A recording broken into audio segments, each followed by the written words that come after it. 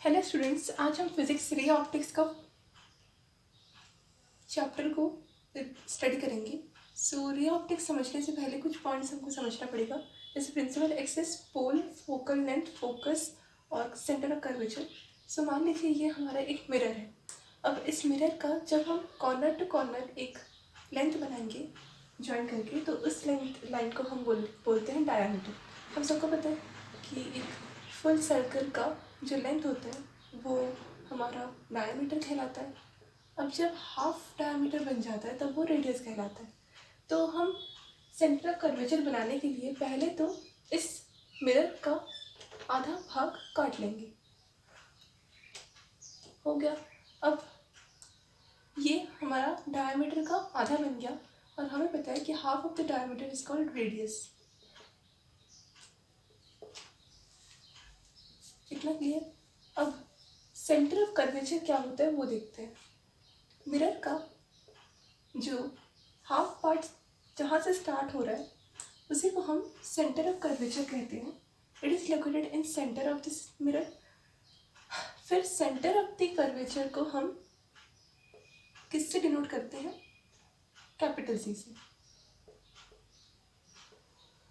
जुड़े। Centre of curvature को हम कैपिटल सी से रिप्रेजेंट करने के बाद हमको सेंटर ऑफ कर्वेचर और जहाँ से सेंटर ऑफ द मिरर जिस लाइन से अटैच है उसको एक नाम देते हैं विच इज़ कॉल्ड एज पोल। पोल को हम कैपिटल पी से डिनोट करते हैं। पोल और सेंटर ऑफ कर्वेचर का जो लाइन हो गया उसको हम प्रिंसिपल एक्सिस कहते हैं। मैं यहाँ लिख देती हूँ, pole is equals to P and the line joining the center of curvature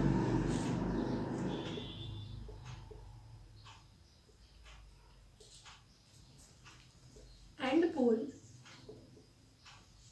it is called principal axis.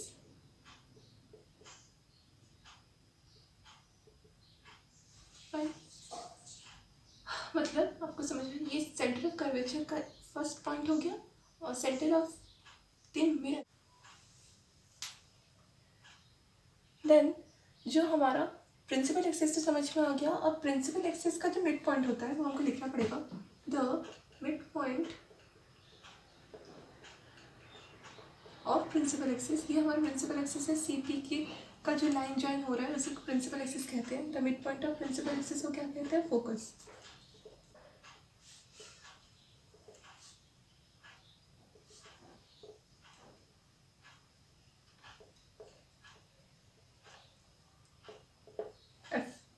हाँ, फोकस को हमको कैपिटल पी से कैपिटल एफ से हमको लिखना पड़ता है।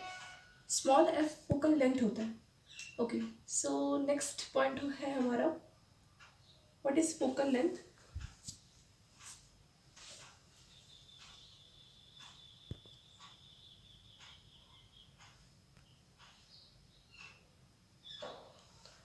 What is focal length? Focal length होता है आपका एफ और बी के बीच का जो लाइन जो ज्वाइन हो रहा है, तो हमको लिखना पड़ेगा द लाइन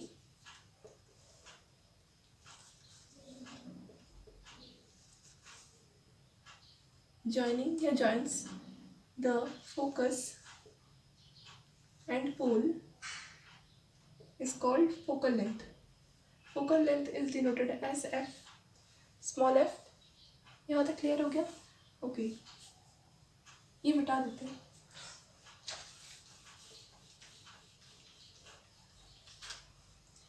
सी पी आपका रेडियस है, एफ पी आपका फोकल लेंथ है और सी पी का जो लाइन ज्वाइनिंग हो रहा है मतलब जो रेडियस है वही आपका प्रिंसिपल एक्सिस है। और प्रिंसिपल एक्सिस का जो मिड पॉइंट होता है उसको हम फोकस कहते हैं। अब न्यूमेरिकल सॉल्व करने के लिए हमको कुछ दो फॉर्मूले का बेसिक देखना पड़ेगा। फर्स्ट होता है आपका जो पोल होता है और सेंटर ऑफ कर्वेचर होता है उसको हम आर से रिप्रेजेंट करते हैं। अब आर होता क्या है? ट्वाइस ऑफ फोकल लेंथ, मतलब इस फोकल लेंथ का जब डबल फोकल लेंथ प्लस होगा तब उसी को हम आर या पीसी का फॉर्मूला बनाते हैं। नेक्स्ट है हमारे पास पीएफ। पीएफ जो होता है वो रेडियस का हाफ होता है। सो हमको तो पता है कि जो स्फेरिकल मिरर का सेंटर ऑफ कर्वेचर है वो रेडियस है, पर रेडियस का हाफ क्या है? PF, which is focal length. ठीक है, सो इसको हम बाद वाले कंडीशंस में अप्लाई करके प्रूव करेंगे। सो यहाँ तक क्लियर, ये बेसिक था। इसके बाद हम इसका न्यूमेरिकल सॉल्व करेंगे।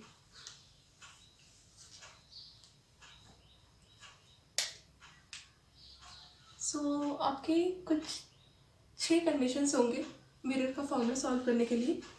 सो मैं पहले मिरर बना देती हूँ। इन एवरी मिरर आपका सेंटर ऑफ कर्वेचर, फोकस और पोल सेम रहेगा। सो मैं सब मिरर का सी एफ पी लिख ही दूँगी।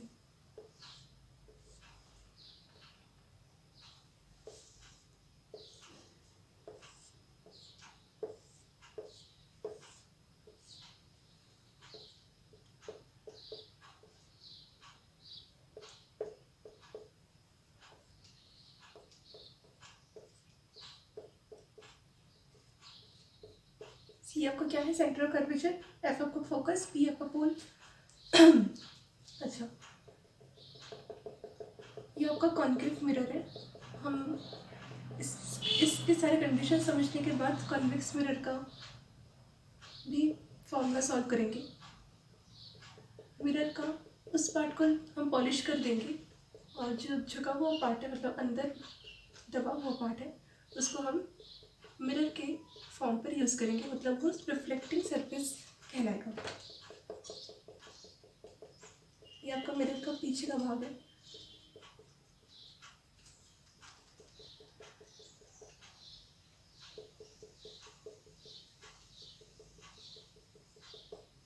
अच्छा, सो आपका फर्स्ट कंडीशन है when an object is placed at infinity, then आपका इमेज जो है वो कैसे फॉर्म होगा वो देखते हैं। सो मान लीजिए ये आपका सेंटर ऑफ कर्वेचर से बहुत दूर कोई एक ऑब्जेक्ट प्लेस किया गया। अब उस ऑब्जेक्ट का जो रे आएगा वो कैसे आएगा और वो कैसे रिफ्लेक्ट करेगा वो हमको फर्स्ट फिगर पर देखना है। तो मान लीजिए एक आपका ऑब्जेक्ट कहीं दूर रखा हुआ है, यहाँ से बहुत दूर रखा हुआ है, यानी इनफाइनाइट पोजीशन। मान लीजिए कोई आपका रूम है, वहाँ पर मिरर रखा हुआ है। अब उस मिरर का बहुत दूर आपका एक ऑब्जेक्ट रखा हुआ है और उस ऑब्जेक्ट का डायरेक्शन आपको सिर्फ बीच में ही दिखेगा मिरर के, उसी को हम इनफाइनाइट पोजीशन बोलते हैं। जैसे हाँ, जो ह्यूमन आई होता है वो मिरर का वर्क करता है, जहाँ तक हम देख सकते हैं वहाँ तक मिरर भी देख सकता है। ये साइंटिफिक लॉजिकली प्रूव्ड है। सो आपका फर्स्ट कंडीशन में दिया हुआ है कि आपका जो ऑब्जेक्ट रखा होगा मिरर के इन फ्रंट ऑफ मिरर वो इनफाइनाइट पोजीशन में है, मतलब वो सेंटर ऑफ कर्वेचर से बहुत दूर है। सो मान लीजिए उस ऑब्जेक्ट का एक किरण, मतलब एक रे आपका पैरेलल पोजीशन पर मिरर पर टकरा रही है। देन उस रे का जो रिफ्लेक्टिंग सरफेस होगा, इसका इंसिडेंट रे बोलते हैं, जो आपका फर्स्ट हिट होता है टुवर्ड्स से मिरर। देन इसका जो रिफ्लेक्टिंग रे होगा वो फोकस से पहले इंटरसेक्ट करेगा। सो आपका यहाँ से फोकस से इंटरसेक्ट मैंने करवा दिया। ये फोकस है, सेंटर ऑफ कर्वेचर को थोड़ा सा दूर बना देते हैं, हो गया। देन आपका इसी ऑब्जेक्ट का हमको क्या करना है, एक और रे थ्रो करवाना है टुवर्ड्स से मिरर। सो अगर हम एक और रे मिरर में हिट करवाएंगे, सो हमारा अगेन ये फोकस पर ही इंटरसेक्ट होगा। सो हमारा जो इमेज फॉर्म होगा वो फोकस पर होगा। तो ये प्रैक्टिकली प्रूव्ड हो चुका है कि जो हम मिरर जब मिरर के सामने कोई ऑब्जेक्ट रखेंगे और वो मिरर के मेजरमेंट से बहुत दूर है, सो हमारा जो ऑब्जेक्ट का जो रिफ्लेक्टिंग इमेज बनेगा, मतलब जो रियल इमेज बनेगा, वो मिरर से बहुत स्मॉल होगा और वो centre of the mirror form करेगा।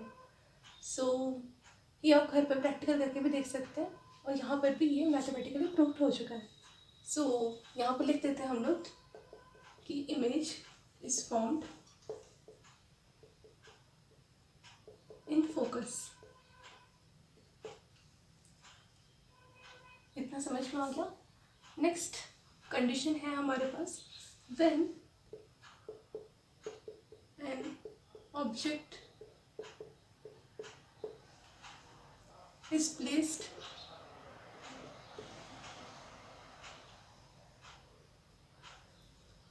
at beyond the center of curvature को सी से ही लिख देती हूँ, स्पेस कम है, एंड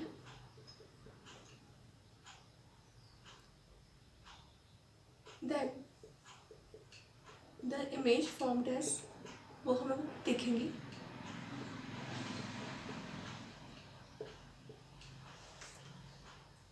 इस वाली कंडीशन पर जो ऑब्जेक्ट रखा हुआ था, जो हमारा फर्स्ट फिगर था, वो इनफाइनाइट पोजीशन पे था, पर इस बार सेकंड फिगर पर हमारा जो ऑब्जेक्ट है वो सेंटर ऑफ कर्वेचर से कुछ ही दूरी पर रखा गया है। सो अब हमारा इमेज कैसे बनेगा वो देखते हैं। सो सेंटर ऑफ कर्वेचर तो यहाँ पर हो गया। अब सेंटर ऑफ कर्वेचर से थोड़ी दूर, मतलब इनफाइनाइट पोजीशन नहीं है, ये फाइनाइट पोजीशन पर है। सो यहाँ पर अगर आपका ऑब्जेक्ट का मैं पॉइंट से डिनोट कर रही हूँ, तो ये ऑब्जेक्ट का जो रे है वो कुछ ऐसे पैरेलल पोजीशन पर, ये आपका ऑब्जेक्ट का नाम कह सकते हो ए बी। अब इस ऑब्जेक्ट का एक रे आपका टकराएगा मिरर के साथ। अब आप सोच के बताइए कि जो मिरर है वो मिरर फोकस के साथ पहले टकराएगा, इंटरसेक्ट होगा, या सेंटर ऑफ कर्वेचर के साथ। ये आपका एक रे गया, अब ये रे पहले मिरर के साथ पैरेलली टकरा गया, अब ये फोकस के साथ इंटरसेक्ट होगा या सेंटर ऑफ कर्वेचर के साथ? इसका आंसर होगा फोकस ऑफ द मिरर के साथ पहले ये इंटरसेक्ट होगा, क्योंकि फोकस आपका अगर सेंटर ऑफ कर्वेचर के कुछ दूरी पर आपका ऑब्जेक्ट रखा हुआ है, तो हमको पहले फोकस के साथ उसका इंटरसेक्ट करवाना पड़ता है, मतलब हम नहीं करवाते, वो होता है। सो ये आपका फोकस से इंटरसेक्ट पहले हुआ। अब नेक्स्ट इसका काम हो, ये अपना प्रोसीजर कैसे करेगा? अगेन ये अपना एक रे सेंटर ऑफ कर्वेचर के साथ इंटरसेक्ट करेगा। अगर एक यहाँ पर रूल फॉलो होगा, अगर कोई रे सेंटर ऑफ कर्वेचर के साथ टकरा की जाती है टुवर्ड्स ए मिरर, तो वो रिफ्लेक्ट आउटवर्ड ना होके रिफ्लेक्ट इनवर्ड्स होती है, क्योंकि centre of curvature is perpendicularly radial towards the mirror. So we know that the center of curvature has a 0 degree. So the ray will behaves as normal in it. So यहाँ पर आपका जो center of curvature में से जो ray जा रहा है वो 0 डिग्री एंगल पर आपका पोजीशन फॉर्म करेगा। सो यहाँ पर आपका सेंटर ऑफ कर्वेचर और फोकल के बीच इमेज बनेगा। सो यहाँ पर आपका एक रिफ्लेक्टिंग रे दिख रहा है, ये आपका इंसिडेंट रे हमने पहले थ्रो किया था टुवर्ड्स द मिरर, और आपका ये रिफ्लेक्टिंग रे एक वहाँ से रिफ्लेक्टिंग आउटवर्ड हुआ था। आपका जो सेकंड रे निकला था ऑब्जेक्ट से वो आपका इनवर्ड्स आपका रे हुआ था। सो आपका रिफ्लेक्टिंग और इंसिडेंट दोनों का वर्क कर रहा है as it behaves as 0 degree in it. So आपका जो इमेज फॉर्म होगा वो सेंटर ऑफ कर्वेचर और फोकस के बीच होगा। कब? जब ऑब्जेक्ट आपका सेंटर ऑफ कर्वेचर के थोड़ी दूर पर प्लेस किया गया हो। सो द इमेज फॉर्म्ड बिटवीन लिखना पड़ेगा, बिटवीन मतलब बीच में, C एंड F। C मतलब सेंटर ऑफ कर्वेचर और F मतलब फोकस। यहाँ तक clear? Second condition, when an object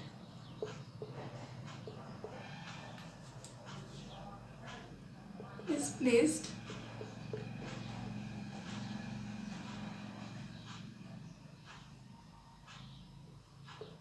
at center of curvature itself.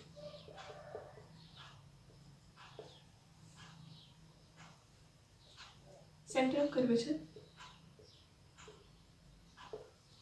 Centre of curvature पर ही ऑब्जेक्ट को रखा गया है, तब कैसे इमेज फॉर्म होगा वो हम देखते हैं.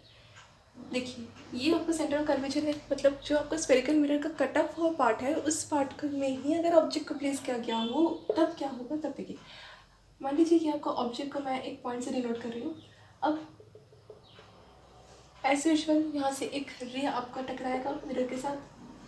अब मिरर के साथ टकराने के बाद क्या होगा, ये रिफ्लेक्ट बैक होगा फोकस से इंटरसेक्ट होकर. देन आपका सेकेंड आप क्या सोच सकते हो कि शायद यहाँ से एक और जाएगा और यहाँ से फिर वो टूवर्ड्स अपने पोजीशन पे लौट जाएगा. ऐसे नहीं होगा. ये कब होता है, जब हम सेंटर ऑफ कर्वेचर के थोड़ी दूर पर ऑब्जेक्ट को रखते हैं. पर इस बार हम सेंटर ऑफ कर्वेचर पर ही ऑब्जेक्ट को रखें, तो इस केस में हमारा जो सेंटर ऑफ कर्वेचर का ऑब्जेक्ट है वो अपवर्ड और डाउनवर्ड टू पोजिशन पर ही फॉलो अप होगा. सो यहाँ पर अपवर्ड तो हो गया, अब डाउनवर्ड में भी आपका जो रे है वो एज यूजुअल टकरा कर फोकस के साथ कट होगा. तो फोकस के साथ जब कट हो रहा है तो इंटरसेक्टिंग रिफ्लेक्टिंग पॉइंट, सो यहाँ पर आपका इमेज फोकस पर अगेन बन जाएगा. Image again formed in focus when an object is placed at centre of curvature.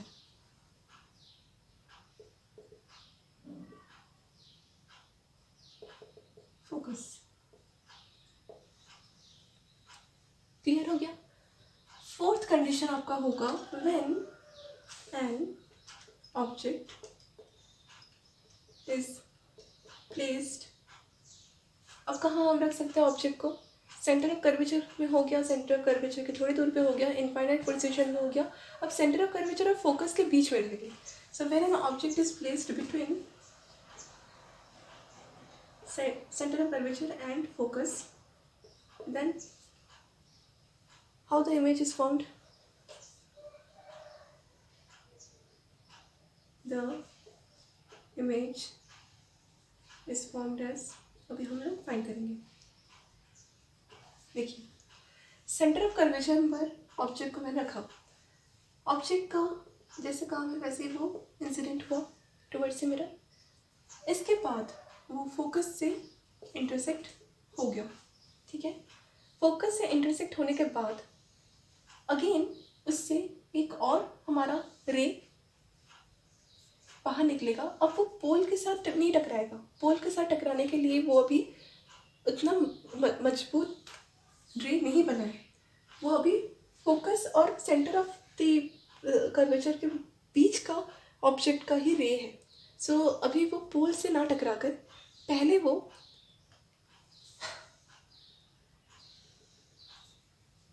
Line पे टकराएगा. सो हमारा लाइन पर हो गया. ये कौन सा लाइन है, स्फेरिकल मिरर का लाइन. इसके बाद वो कहाँ पर जा सकता है,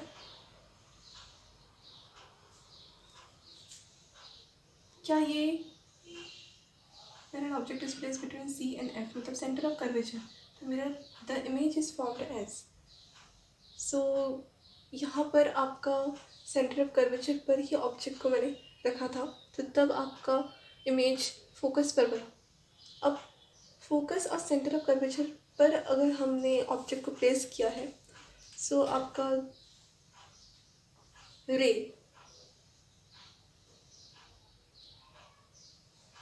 आउटवर्ड होगा कुछ ऐसे. आपको दिख रहा है. एक चीज़ आपको ध्यान में रखना है कि जो आपका रे है वो कब पैरेलल बनेगा और कब पैरेलल नहीं बनेगा. पैरेलल कब बनेगा, जब मान लीजिए अभी हम इस सेकेंड कंडीशन में फोकस पर इमेज को रख के देखेंगे, आई मीन ऑब्जेक्ट को रख के देखेंगे. सो जब फोकस पर हम ऑब्जेक्ट को रखेंगे तो वो पोल से टकरा जाएगा. पर जब हम centre of the curvature and focus का बीच के पोर्शन से जब ऑब्जेक्ट को प्लेस करके हम इमेज बनाने की कोशिश कर रहे हैं, सो ये तो बहुत कॉमन सेंस की बात है कि जो हमारा रे बनेगा वो पैरेलल नहीं होगा, वो जाकर बाहर टकराएगा टू रिफ्लेक्टिंग रेज के साथ। एक रे आपका फर्स्ट मीट हुआ था सेंटर ऑफ कर्वेचर और फोकस से बीच से जो एक रे गया था वो आपका फर्स्ट ऐसे टकरा कर गया था। मान लीजिए ये आपका जो फर्स्ट ऑब्जेक्ट में मैंने नाम दिया था कुछ ए बी, यहाँ पर आपका ई और एफ रे के नाम से वो टकराया, रिफ्लेक्ट बैक हुआ। अच्छा, रिफ्लेक्ट आउटवर्ड होने के बाद आपका सेकेंड रे आया, पोल से ना टकरा कर वो मिरर पर ही टकराया, मिरर से टकरा कर वो reflect back,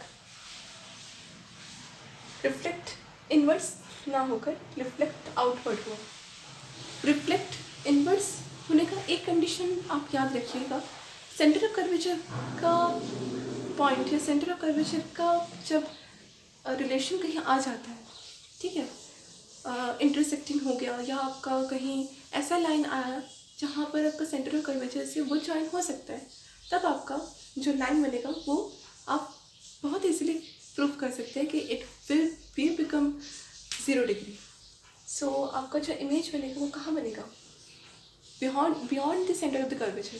so centre of the curvature तो आपको यहाँ पर है, पर सेंटर ऑफ द कर्वेचर के दूर बनेगा, दूर, ठीक है। सो आपका इमेज जो है वो रियल बनेगा। और एक और आप बोल सकते हो कि it will B inverted.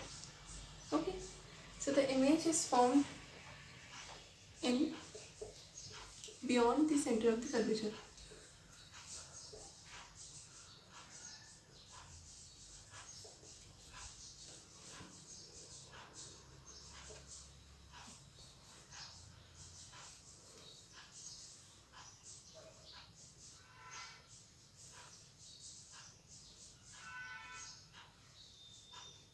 Second last condition, when an object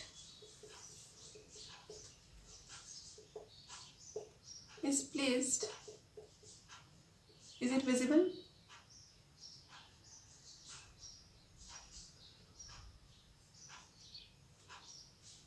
When an object is placed, अब हम कहाँ रखेंगे, फोकस पर। सो सेंटर ऑफ द कर्वेचर और फोकस के बीच का तो कंडीशन हम पढ़ लिए हैं, यहाँ पर हमारा जो इमेज बनेगा वो सेंटर ऑफ द कर्वेचर के बाहर बनेगा। सेंटर ऑफ द कर्वेचर और फोकस का तो हो गया रिलेशन। अब फोकस में ही अगर जब हम ऑब्जेक्ट को रखेंगे तब हमारा इमेज कैसे बनेगा वो हम देखते हैं। सो ये हमारा फोकस है और फोकस में जब हम इमेज फॉर्म करने की कोशिश करेंगे, मतलब हमको वहीं पर ऑब्जेक्ट को प्लेस करना है। अब ये आपका ये भी ऑब्जेक्ट है, अब यहाँ से आपका एज यूजुअल क्या टकराएगा, रे। अब रे आपका फोकस से पहले कट डाउन होगा, मतलब इंटरसेक्ट होगा।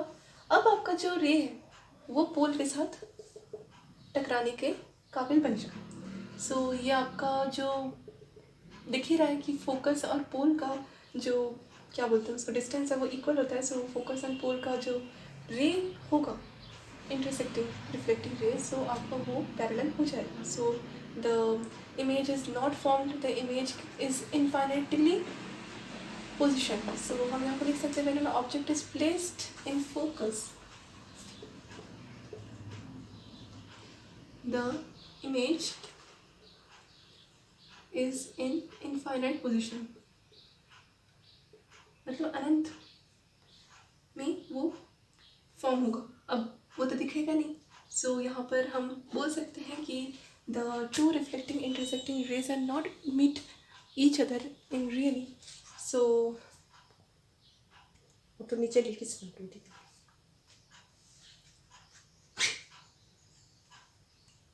So आपका इमेज यहाँ पर बनना इज नॉट पॉसिबल। कब, जब आपका इमेज फोकस पर रखा गया हो, ठीक है। Last but not the least, mirror का कंडीशन पढ़ने के लिए हम मिटा देते हैं।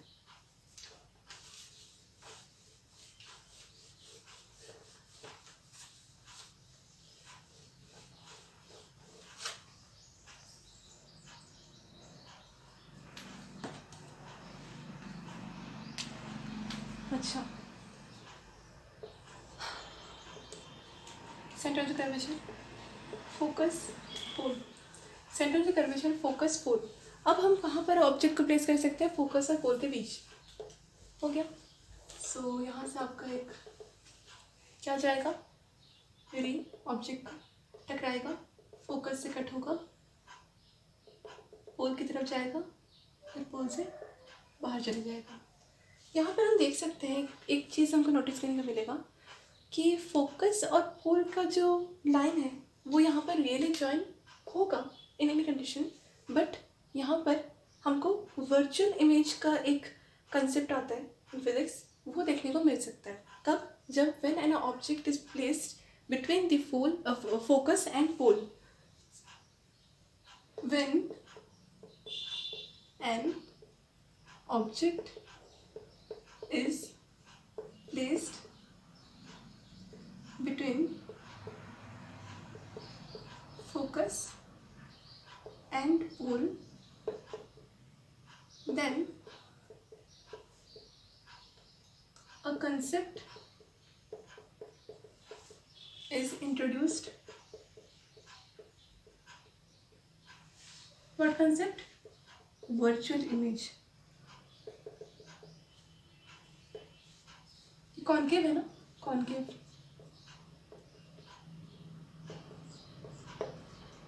कन्वेक्स का बाद में पढ़ेंगे। Introduced virtual image. When an object is placed between focus and pole, then a concept is introduced which is virtual image. जब हम इनको बिहाइंड द मिरर हम जब देखेंगे तब वो इमेज बनेगा। सो इसको हम बोलते हैं A', B' इमेज। अगर ये हमारा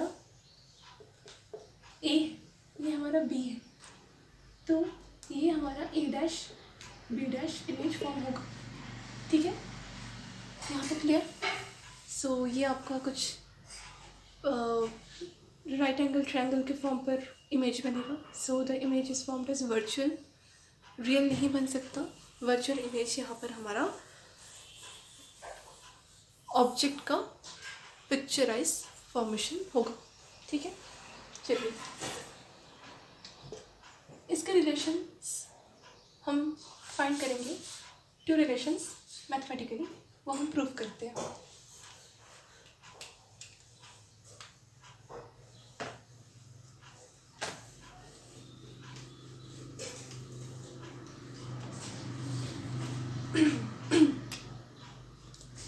Okay. When an object is placed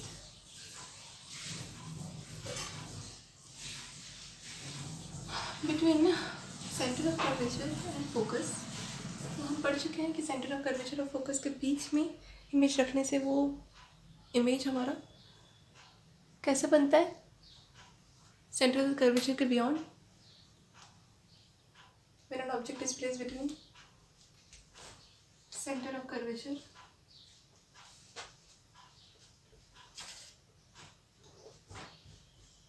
and focus, इसके रिलेशन हम फाइंड करेंगे मैथमेटिकली। सो पहले तो हम डायग्राम देख लेते हैं। अभी हम लोग करके आ रहे हैं। ये आपका सेंटर ऑफ कर्वेचर, ये आपका F, ये आपका P।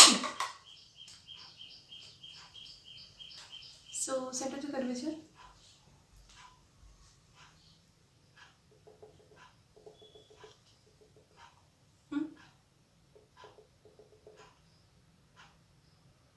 यहाँ पे centre of the curvature and focus के बीच का डायग्राम से भी ज़्यादा पहले हमको सेंटर ऑफ द कर्वेचर और फोकस की अराउंड जो डायग्राम बनता है वो देखना पड़ेगा। उसके रिलेशन मैथमेटिकली पहले प्रूव करेंगे, फिर हम सेंटर ऑफ द कर्वेचर और फोकस के बीच का डायग्राम पढ़ेंगे। सो आपको पहले वो पढ़ना पड़ेगा, तभी आपको समझ में आएगा ये। सो इसका हम बाद में करते हैं। बिफोर दिस पहले हमको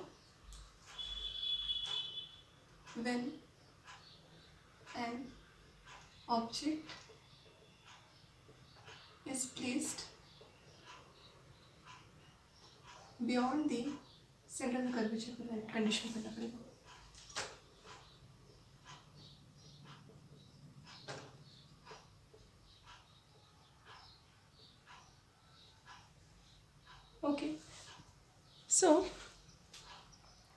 आपका एक फर्स्ट रूल हो गया। हम डायग्राम बना लेते हैं।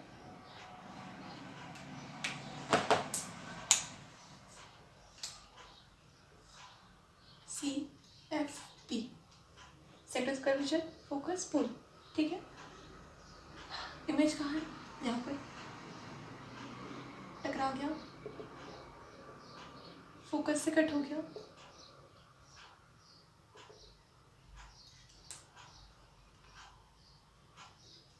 सेंटर ऑफ द कर्वेचर से सेकेंड टाइम में कट हुआ, इमेज कहाँ बना? Centre of the curvature and focus के बीच में।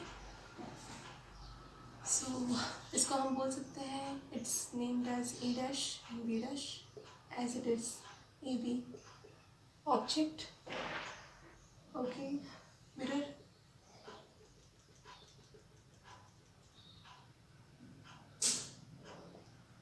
and M dash.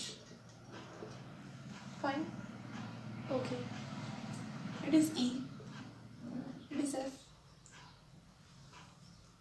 Naming complete. अब हमको क्या करना है? ज्योमेट्री सॉल्व करनी है। सो इसका ज्योमेट्री देख ली, इमेज देख लिया। इमेज कहाँ बन रहा है? Centre of the curvature and focus के बिटवीन।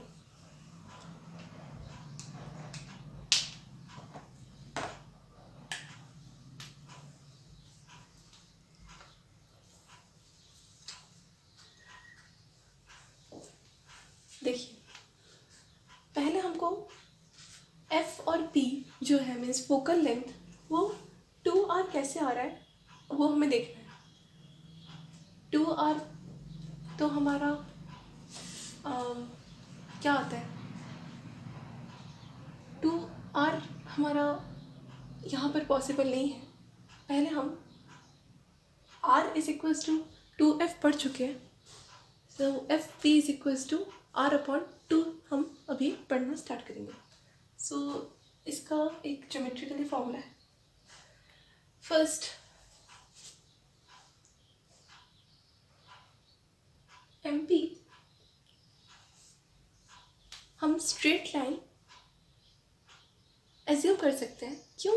क्योंकि जो हमारा प्रिंसिपल एक्सिस है वो इंसिडेंट रे के बहुत पास है।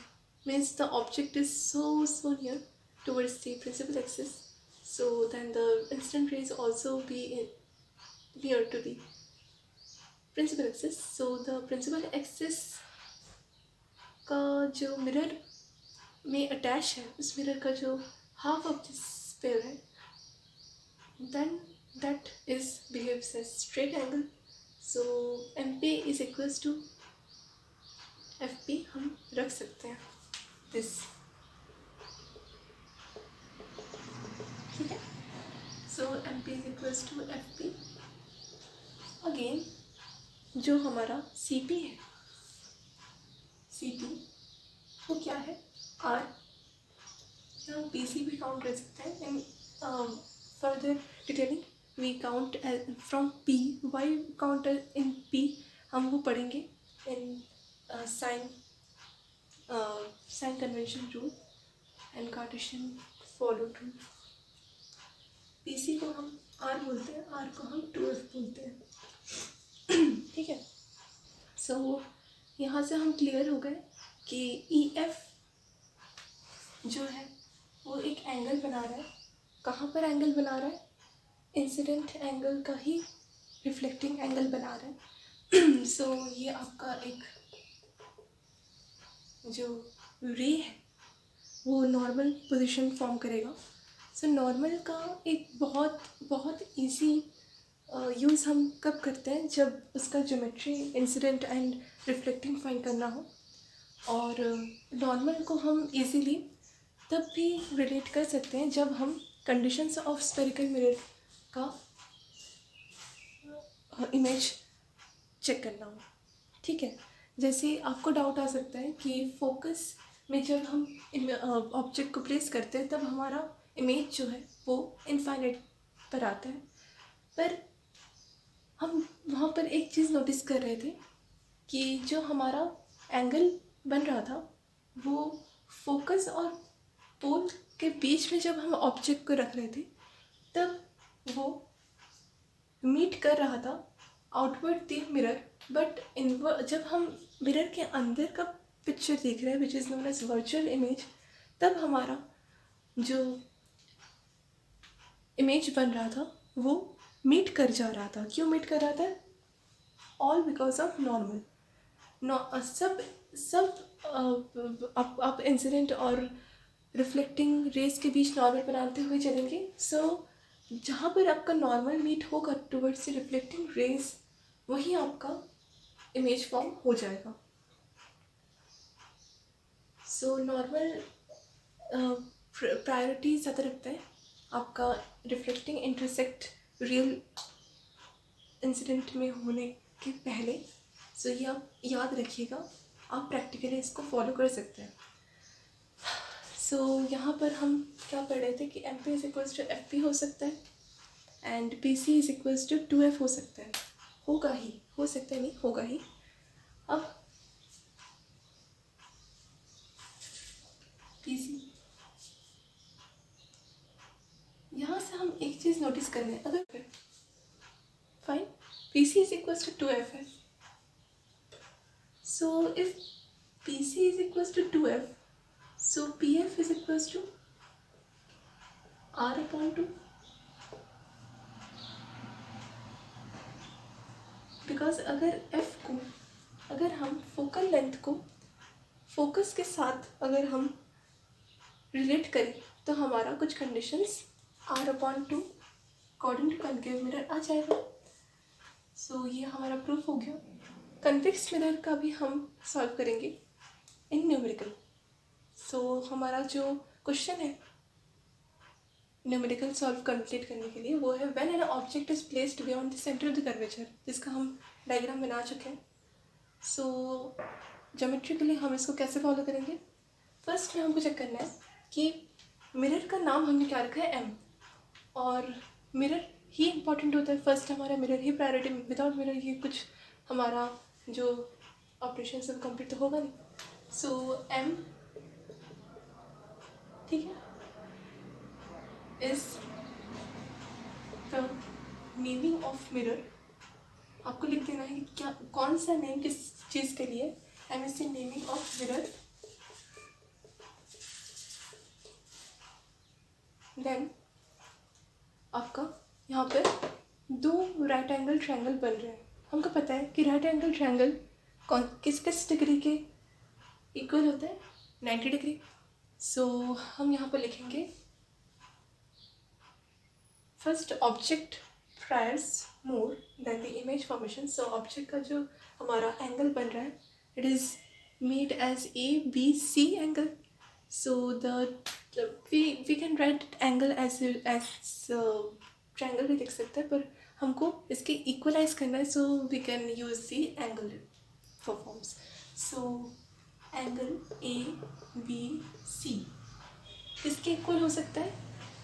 सी आपका centre of the curvature. Centre of the curvature ही आपका इंपॉर्टेंट, क्योंकि सेंटर ऑफ द कर्वेचर के बियॉन्ड ही तो हमारा जो मेन प्रोसीजर है वो कंप्लीट हो रहा है ना. So angle ABC is equal to angle A'(B')C.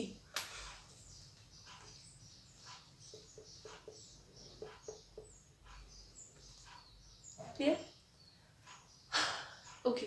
सो यहाँ पर हमको अगेन ब्रैकेट में लिख देना है कि angle ABC is object angle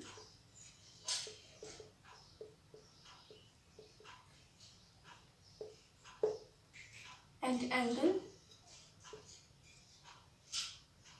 A'(B')C is the image angle.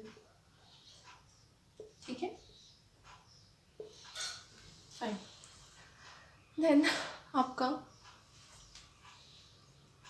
ये इक्वल होने के बाद एक रूल लगेगा. हम सबको पता है कि opposite vertical angle rule AA rule लगता है, ठीक है.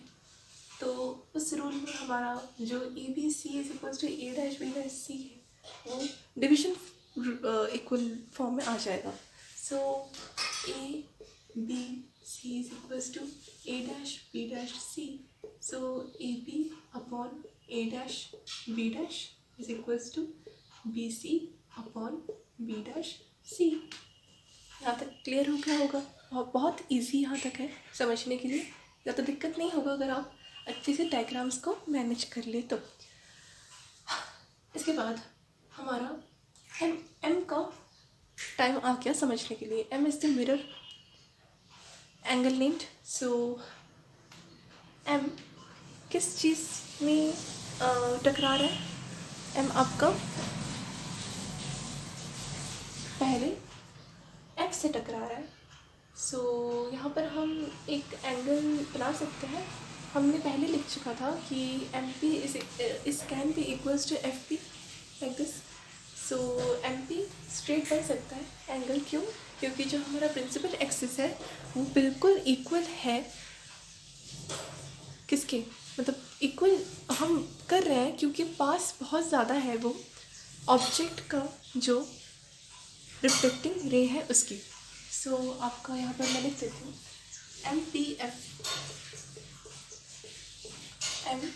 एफ एक एंगल बन रहा है। Okay, it is also as made as 90 degree angle, ठीक है। So M P F is equal to F B dash A dash.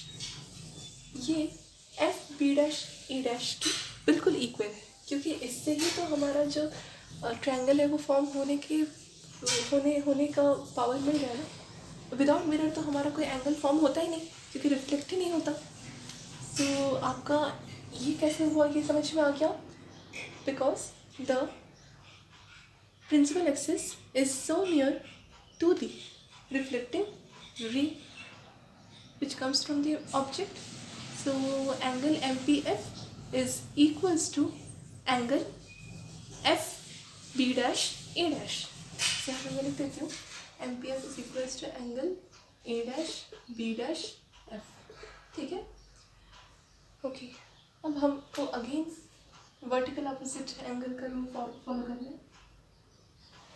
MP upon A dash B dash is equals to PF upon B dash F। इसको F B dash भी हम लिख सकते हैं।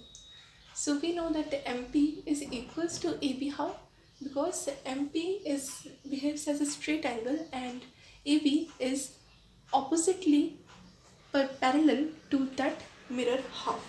So ये वाला फॉर्मूला हम इसमें पुट कर सकते हैं, तो इसका फॉर्मूला हम इसमें पुट कर सकते हैं। So they are equal towards each other. सो हम यहाँ पर लिख देते हैं B C upon B dash C is equals to P F upon F B dash, ठीक है। इसके बाद हम इसके कुछ मैथ्स के न्यूमेरिकल सॉल्व करेंगे according to the Cartesian rule. So Cartesian rule का कुछ फॉलोइंग पॉइंट्स होते हैं वो हम इस वीडियो में डिस्कस नहीं कर रहे हैं। तो इसका मैं डायरेक्ट आपका इक्वेशन सॉल्व करके दे रही हूँ। सो हमें पता है कि जब पोल के ऑपोजिट मूव करने के बाद का साइन जो लगता है वो नेगेटिव होता है। टुवर्ड्स द पोल जब हम कोई लाइन में मूव करते हैं तब वो साइन पॉजिटिव होता है। सो यहाँ पर तो हम सब ऑपोजिट डायरेक्शन पर ही मूव कर रहे हैं in this concave mirrors. So in this concave mirror condition भी याद रखिएगा, when an object is placed beyond the centre of curvature. So in this the PF is taken as minus, okay. और ये focal length का symbol होता है। Also आपके U और V का भी एक रिलेशन फाइंड होता है इन दिस मिरर। U आपका ऑब्जेक्ट एंगल का फॉर्मेशन होता है एंड पोल से काउंट करते हैं, पोल से ही काउंट करना पड़ता है क्योंकि pole is the centre of the mirror. And जो आपका इमेज बनता है वो आपका V से डिनोट किया जाता है। अब टुवर्ड्स द पोल तो हो नहीं रहा और मतलब इनवर्ड से पोल हो जा रहा है तो it will be counted as negative. So आपका ये इमेज बना, इमेज किससे होता है V से और ऑब्जेक्ट किससे होता है U से।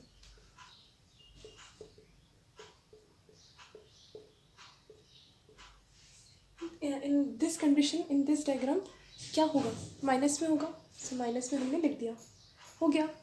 अब इसके बाद क्या होगा,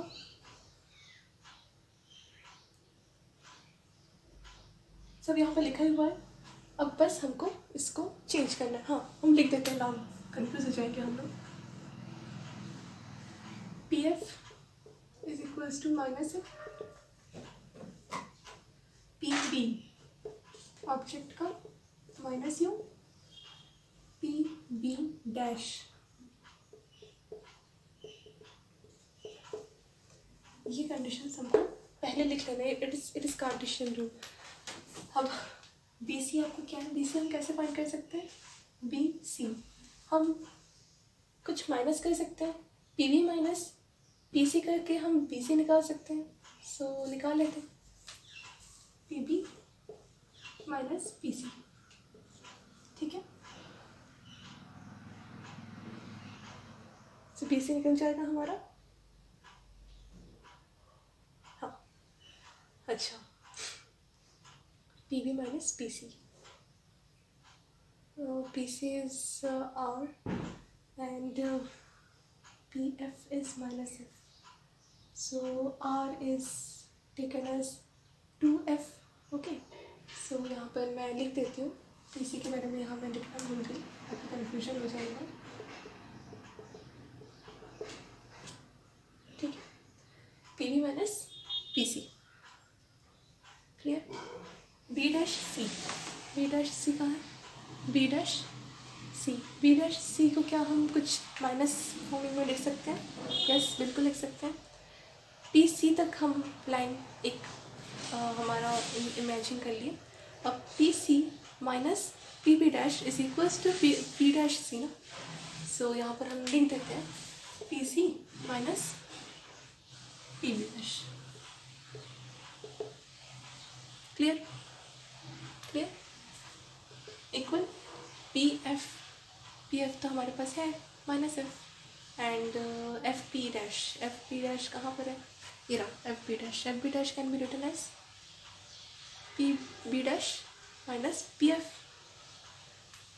सो पी एफ को पी एफ लिख देते हैं, और ये क्या है एफ बी डैश ना। So F B dash can be written as P B dash minus P F, clear, समझ में आ गया इतना तक आपको। P B dash minus P F कैसे आया, यहाँ तक हमको पी बी डैश तक ही लाइन को काउंट करते हुए जाना है। देन पी बी डैश से अगर हम पी एफ को माइनस कर दें तो हमारा जो आंसर आ सकता है वो एफ पी डैश के इक्वल हो जाएगा। सो इसके बाद हम फॉर्मूला पुट कर देते हैं। पी बी का फॉर्मूला क्या है, minus U, minus P C का क्या फॉर्मूला है, minus 2F in bracket, P C minus P B dash, P C हमारा माइनस 2F है और माइनस पी बी डैश आपका माइनस बी है, is equals to P F minus F upon P B dash minus B minus bracket में P F क्या है, minus F. Solve कर लीजिए, कहाँ सॉल्व करें, यहाँ सॉल्व कर दें। Minus U plus 2F upon minus 2F minus V, बोल के तो करिए, नहीं करिए ना, नहीं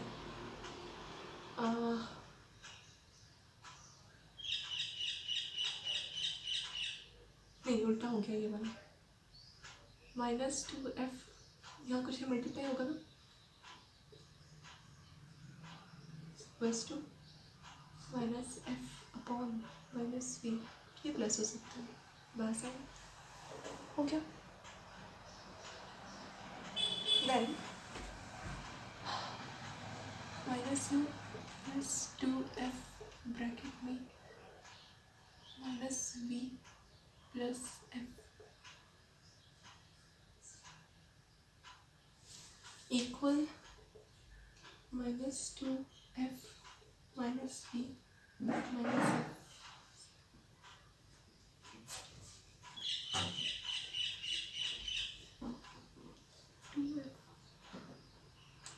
माइनस 2F, शायद यहाँ पर माइनस था, माइनस को भी तो करना है ना। P B dash is equals to minus V, so यहाँ पर आपका माइनस आएगा और ये कुछ और तरीके से हो सकता है। तो इसी को यहाँ पे लिखेंगे प्लस 2f माइनस f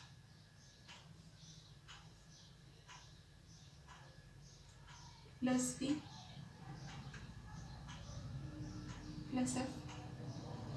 अब हम सॉल्व करेंगे minus v plus f is equals to minus 2f plus v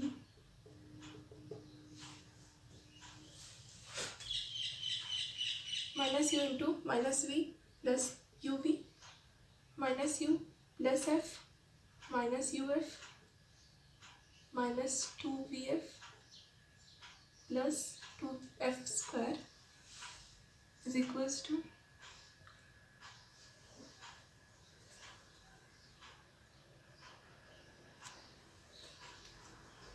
equal minus 2f square तो लगेगा प्लस हो जाएगा माइनस f माइनस vf क्या आएगा 2f cancel both sides equal plus uv equals to minus vf plus uf plus 2vf क्या लिखते हैं so uv is equals to plus vf because minus 2vf plus vf is equals to vf positive plus uf हमने equation solve किया। सो एक condition यहाँ पर हमको follow करना है to find the answer of the formula dividing या लिख लीजिएगा dividing both sides with uvf ये फॉर्मूला है।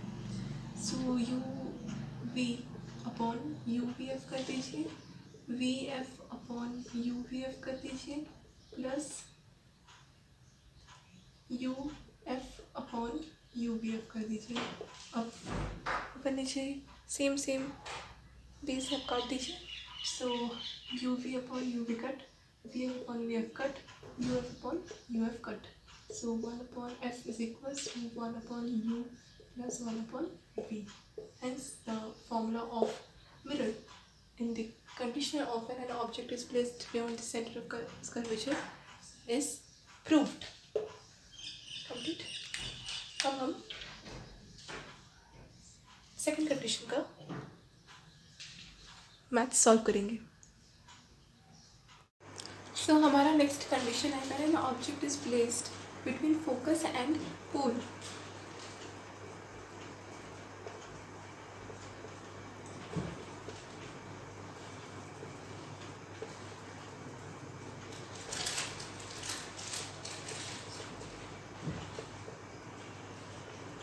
डायग्राम कैसे बनेगा ये हम पहले कर चुके हैं, बस डायग्राम के अकॉर्डिंग हमको एक फॉर्मूला फाइंड करना है which is 1/f is equals to 1/u plus 1/v। So हमारे ये स्फेरिकल थ्रेड बन गया। पॉलिश कर लीजिए एक साइड को और कन्वर्ट कर लेंगे। अच्छा प्रिंसिपल एक्सिस 3 पॉइंट होते हैं प्रिंसिपल एक्सिस के। कौन कौन से होते हैं C F P centre of curvature focus pole. अच्छा यहाँ पर ऑब्जेक्ट को प्लेस किया गया है फोकस और पोल के बीच में। सो हमारा जो ऑब्जेक्ट का रे है वो ऐसे जाएगा, फोकस से कट होगा, पोल में जाएगा, फिर पोल से कट होगा, कुछ ऐसे वो निकलेगा। देन यहाँ पर अगर हम एक और रे निकालें, ठीक है, कुछ ऐसे। So centre of the curvature के बहुत पास है, so it will be angle of 0 degree. So हमको यहाँ पर एक इमेज मिलेगा बिहाइंड द मिरर, कुछ ऐसे मिलेगा। ये हमारा बेस है, ये हमारा मिरर है A dash B dash A B. Clear? यहाँ हमारा behind the mirror virtual image form होगा। सी ये आपका रिक्वायर्ड डायग्राम है। अब इसी डायग्राम के अकॉर्डिंग हमें ज्योमेट्री इक्वेशन सॉल्व करना है। सो हमारा according to a rule we having the right angle triangle equal by opposite sides of the vertically. So we are having A, B, P and A dash B dash P. Also A, B, C this and A dash B dash C. So both are equals to 90 degree. So पहले हम क्या लिख सकते हैं, A, B, C is equals to A dash B dash C.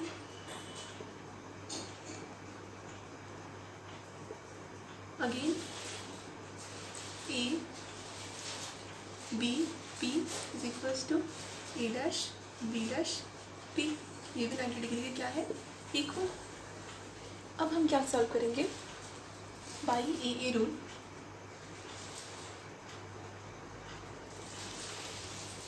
A B upon A dash B dash is equals to A B B C upon B dash C. A B ये इसका है ना, ये इसका बनेगा.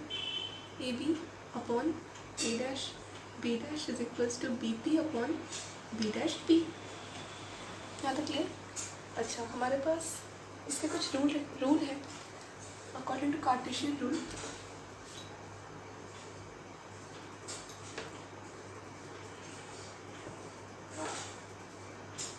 क्या rule होता है कार्टेशियन में, अलॉन्ग विद द पोल हमारे पास along with the principal axis हमारे पास जो साइन होता है वो प्लस में होता है. Along not to the principal axis हमारे पास जो साइन होता है वो माइनस में होता है.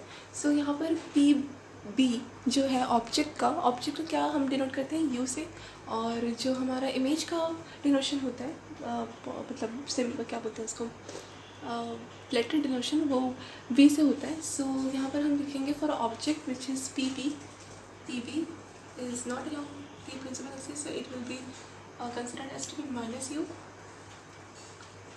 पी बी डैश आपका क्या हो जाएगा, along plus B for the image चाहिए. ओके, यहाँ तक क्लियर. पी एफ आपका क्या है, पी एफ आपका फोकल होता है, फोकल लेंथ. सो एफ ठीक है, और sorry minus F. P C आपका रेडियस होता है, रेडियस को हम क्या लिख सकते हैं, मतलब माइनस आर को हम क्या लिख सकते हैं, minus two F price focal. तो ये आपका कुछ रिक्वायर्ड फॉर्मूला है, आप इसको देख कर सॉल्व करेंगे. सो हमारा ज्योमेट्री तो आधा बन चुका है. अब हमको अकॉर्डिंग टू द फॉर्मूला इसमें कुछ माइनस प्लस का थ्योरी लगाना है. सो हम क्या लिख सकते हैं, ए बी ये तो इक्वल हो गया. सो हम बहुत ईजीली लिख सकते हैं कि B C is equals B C upon B dash C is equals to B P upon B dash B. Okay, pole तो बहुत ईजी है. B C upon B dash C हमारे पास जो क्या बोलते हैं इसको, ज्योमेट्रिक डिवीजन है, उसको हम according to the math solve करेंगे. So B C is equals to B C कहाँ पर है, ये ऑब्जेक्ट है ना, B C. So B C is what, B C is P C minus P B. बहुत इजीली हम लिख सकते हैं B C minus P B. लिख देते हैं P C minus P B. B dash C को हम क्या लिख सकते हैं, बस इसी को सॉल्व करना है ना. बी डैश सी, ये रहा B dash C. B dash C को हम लिख सकते हैं B dash P plus P C.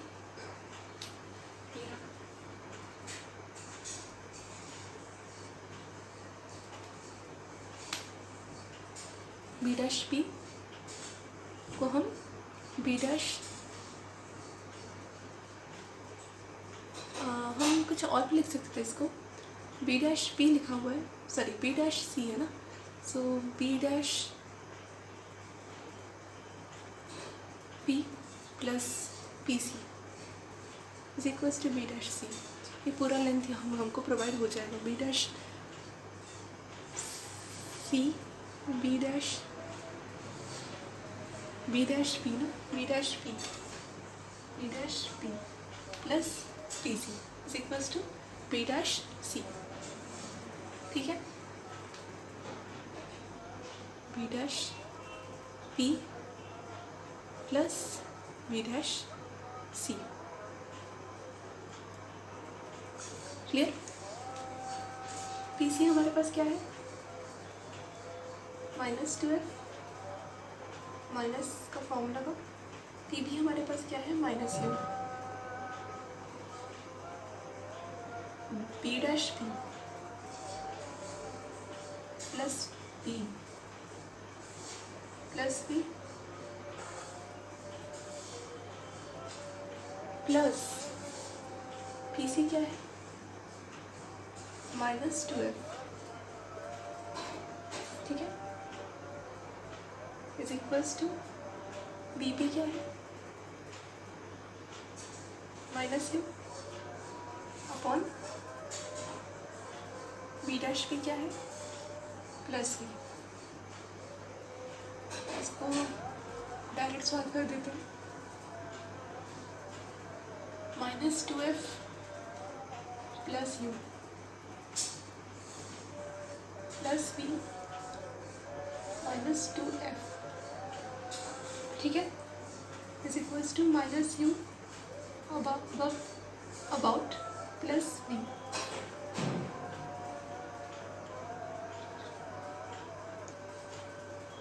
Cross multiply, -2F plus U plus V is equals to plus V -2F minus U। Product निकाल लीजिए, -2VF plus UV। ठीक है, is equals to -UV plus 2UF। हो गया? Okay, ठीक है। फिर देखिए, 2VF plus UV is equals to -UV plus 2UF। So हम इक्वेशन सॉल्व करते हैं। So UV is equals to, हम क्या लिख सकते हैं, -UV प्लस 2UF माइनस का प्लस हो जाएगा प्लस 2VF। ठीक है, अब UV is equals to -UV plus 2UF plus 2VF को सॉल्व करेंगे। So again UV plus UV is equals to 2UF plus 2UF हो जाएगा। 2UV is equals to 2UF plus 2UF। ठीक है, अब 2 को हम एलसीएम ले सकते हैं, आई मीन एलसीएम के तौर पर इनको डिनोमिनेटर लिख सकते हैं। UV is equals to 2UF plus 2UF, ऐसे क्या आंसर आ जाएगा, UV is equals to UF plus VF। Dividing both sides with UVF, so UVF, UV cancel, UF cancel, VF cancel. So we are having 1 of is equals to 1U plus 1V. This is the required formula.